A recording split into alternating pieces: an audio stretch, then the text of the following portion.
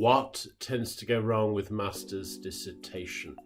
Big research project in something like economic psychology business. I've supervised hundreds of these projects and I tend to see the same errors again and again. So here are the 3 problem areas so you can avoid them. So number 1, you might call the planning fallacy. Now this is a cognitive bias that underestimates the time and complexity of forthcoming tasks that we've planned. So you pick on a research question, you read the literature, it's bigger than you thought.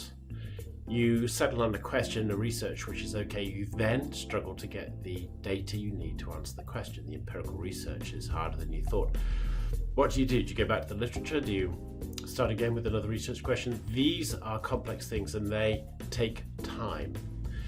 So give yourself plenty of time, start early. Now click below for some links to help you learn, memorize and study a little bit faster. That will really help you. So number 1, problem area number 1 is the planning fallacy. In other words, underestimating the time and complexity of things that we plan.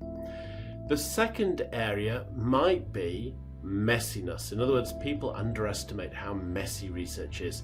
So in the example I just gave, you've got a really nice research question, good literature, but the empirical work is harder than you imagined and it changes your view of the literature. Do you go back? Do you rework the question? And the broad answer is yes, to some extent you do, and that's messy because every section of a dissertation depends on every other section. So change one bit, guess what? Everything else has to change a bit, and that's messy. So that again links to the first point, that takes time, doesn't it, to fix all that? But research, remember this, is a messy process. Now, the third thing that tends to go wrong is students get a bit overwhelmed in the literature and the needs of a dissertation. It all looks very formal and academic, and they forget that it's your project, it's your thing.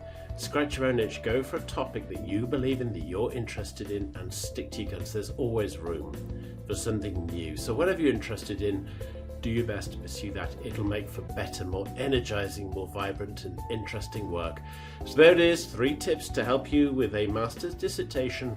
Click the link below for more tips and to get on my email list for material that'll really help you and that it isn't shared with the general public.